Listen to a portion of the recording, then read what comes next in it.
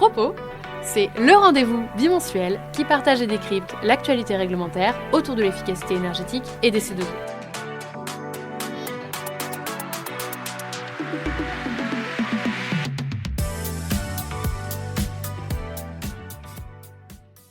Bonjour à tous et toutes. Bienvenue dans ce nouvel épisode de Propos. Si vous n'êtes pas habitué au format, Propos, c'est le podcast qui vous permet de rattraper l'actualité sur l'efficacité énergétique et la décarbonation. On essaie de faire au mieux pour vous partager un max d'infos dans des temps assez courts. Comme ça, vous pouvez nous écouter pendant une pause café, avant de partir en week-end, ou encore pendant votre séance de sport pour les plus courageux. Alors, pour tenir cette promesse, on plonge directement dans le grand bain. Grand angle. Vers un possible moratoire sur certains textes européens. C'est la question qu'il faut se poser suite à l'interview du Premier ministre Michel Barnier dans le journal du dimanche, le 20 octobre. Il a évoqué dans cette interview le fait de retarder la transposition de certains textes européens de 2 à 3 ans.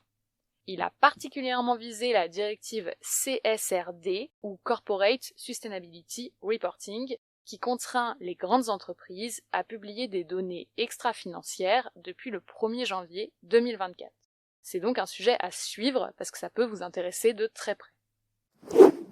La Commission européenne a publié un avis au journal officiel de l'Union européenne sur la suppression progressive des incitations financières en faveur des chaudières autonomes alimentées par des combustibles fossiles.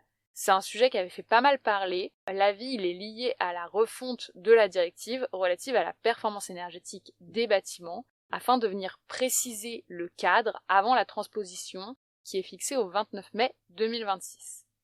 Pourquoi l'avis il est publié maintenant? Vous allez me dire que mai 2026 c'est dans un peu longtemps. C'est qu'en fait cette mesure-là, elle doit être transposée au plus tard le 1er janvier 2025 et donc dans pas si longtemps que ça. L'objectif de la directive performance énergétique des bâtiments révisée, c'est de fixer un cadre pour parvenir à la décarbonation totale du parc immobilier de l'Union européenne à horizon 2050. Il y a un peu de travail. L'avant-projet de loi portant diverses dispositions d'adaptation au droit de l'Union européenne, aussi appelé DADU, a été transmis au Conseil d'État. Il contient des dispositions impactantes sur le mécanisme d'ajustement carbone aux frontières, la consommation énergétique des organismes publics et des entreprises, ou encore les gaz fluorés. Pour l'instant, il n'intègre par contre pas l'extension du marché carbone, aussi appelé ETS2, donc à suivre, parce que ça peut être un projet de loi assez impactant. Focus rénovation énergétique des bâtiments. Plusieurs ressources ont été publiées récemment sur la rénovation énergétique des bâtiments. Je vais essayer de vous décrypter ce qu'il faut en retenir. La première, c'est les résultats d'une mission de l'Inspection générale de l'environnement et du développement durable. On l'appelle l'IGEDD dans le jargon. Cette mission, elle portait sur l'évaluation de l'adéquation et l'efficacité des outils au service de la rénovation énergétique des bâtiments du tertiaire marchand. Ce qu'on en retient. Alors, premièrement, c'est que les consommations d'énergie, elles varient fortement entre les activités tertiaires, notamment lorsqu'elles nécessitent des équipements spécifiques, comme ceux pour la chaîne du froid alimentaire. Deuxièmement, les énergies fossiles représentent encore près de 2/3 de l'énergie de chauffage du tertiaire. Donc c'est assez conséquent. En dehors du chauffage, c'est l'électricité qui domine. Donc pour sortir des énergies fossiles à horizon 2050 et décarboner le bâtiment et le tertiaire, on va devoir s'attaquer au chauffage dans le tertiaire. Troisièmement, pour atteindre les objectifs fixés, notamment ceux du dispositif éco-énergie tertiaire, qu'on appelle aussi décret tertiaire, il est nécessaire d'améliorer la connaissance actuelle du patrimoine et des équipements du secteur tertiaire marchand et de mettre en place un pilotage interministériel.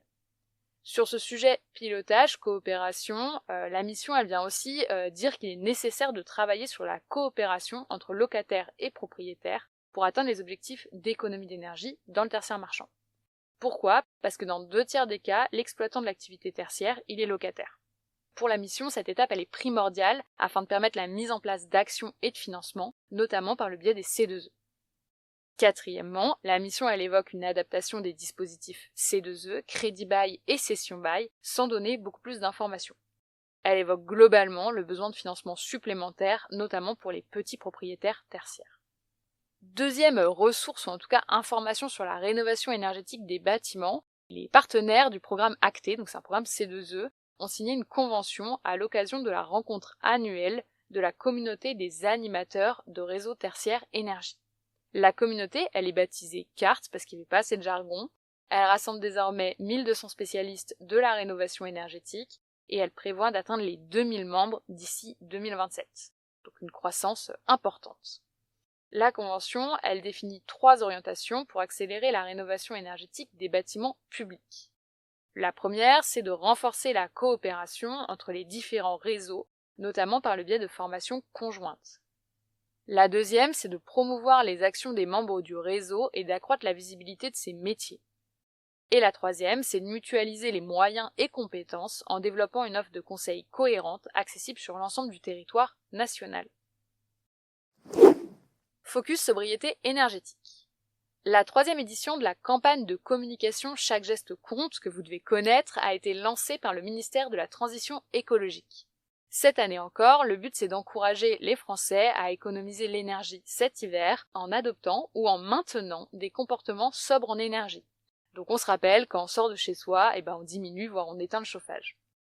On note aussi que les données sur les pratiques de sobriété énergétique en 2023 ont été publiées sur le site du ministère. On peut en retenir 2 chiffres.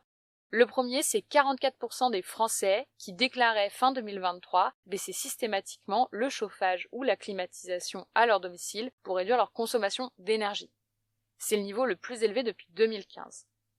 Le second, c'est que 3 Français sur 5 continuent d'être pessimistes sur un quotidien sans voiture. C'est particulièrement vrai en dehors des agglomérations où cela est jugé difficile.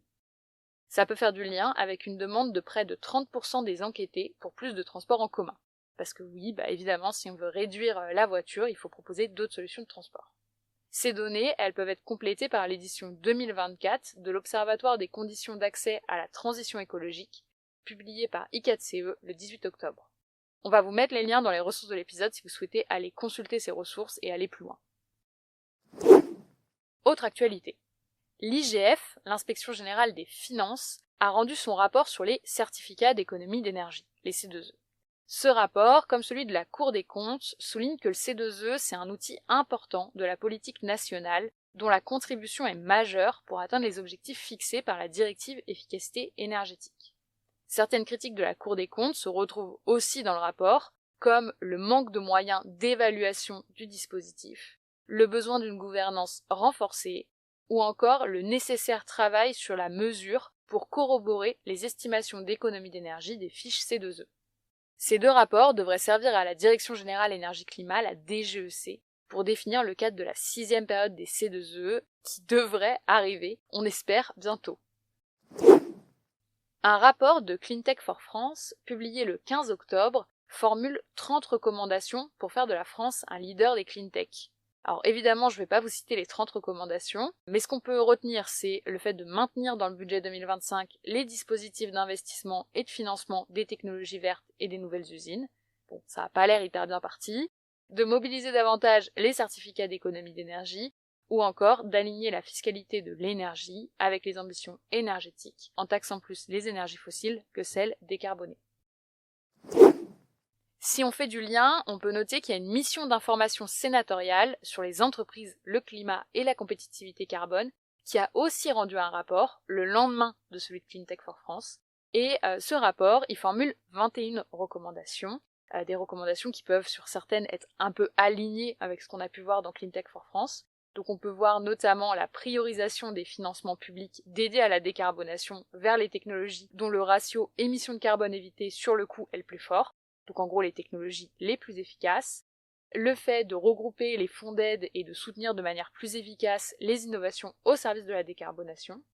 Et puis il y a aussi des recommandations qui sont nouvelles, comme confier une mission à l'ADEME sur la standardisation de la méthode de mesure pour la décarbonation par secteur selon une approche cycle de vie, ou encore la création d'un service France Transition pour gérer les expérimentations des processus de décarbonation.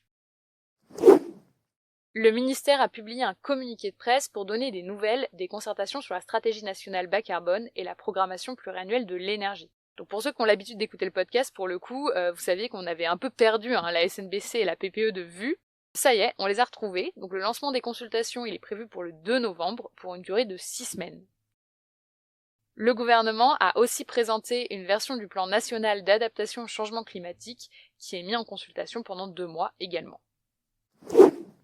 Côté budgétaire et côté aide publique, on attend de voir le projet de loi de finances 2025 avancer dans son parcours parlementaire, mais ce qu'on peut déjà noter, c'est qu'a priori, la réduction de l'enveloppe du fonds vert, elle devrait pénaliser principalement les projets liés à l'amélioration du cadre de vie, comme le covoiturage ou encore l'accompagnement au déploiement des zones à faible émission. Si on reste sur la mobilité, 2 autres actus, et après ce sera terminé pour cet épisode de propos. La première, c'est que la stratégie nationale fluviale, dont je vous avais déjà parlé dans ce podcast, puisque le fluvial est vraiment l'un des modes qui permet de réduire les consommations d'énergie et émissions du transport, la stratégie, elle devrait voir le jour en début d'année 2025, donc c'est bientôt, et elle devrait prendre la forme d'engagements réciproques entre l'État, les collectivités et les acteurs du secteur. Dernière actu, donc côté mobilité encore, Enedis a partagé le 15 octobre les résultats d'une étude prospective sur le niveau de consommation d'électricité à horizon 2035-2050. Et selon cette étude, la consommation d'électricité devrait croître, donc ça évidemment on le savait, mais portée principalement par la mobilité électrique, en raison de la multiplication des véhicules électriques, y compris des poids lourds. C'est tout pour aujourd'hui, je vous rappelle que vous pouvez retrouver plus d'infos dans les ressources de l'épisode, donc n'hésitez pas si vous voulez creuser certains sujets. Et si cet épisode vous a plu, on compte sur vous, n'hésitez pas à le partager autour de vous, c'est grâce à vous que ce podcast il pourra grandir et évoluer. Voilà, à très bientôt!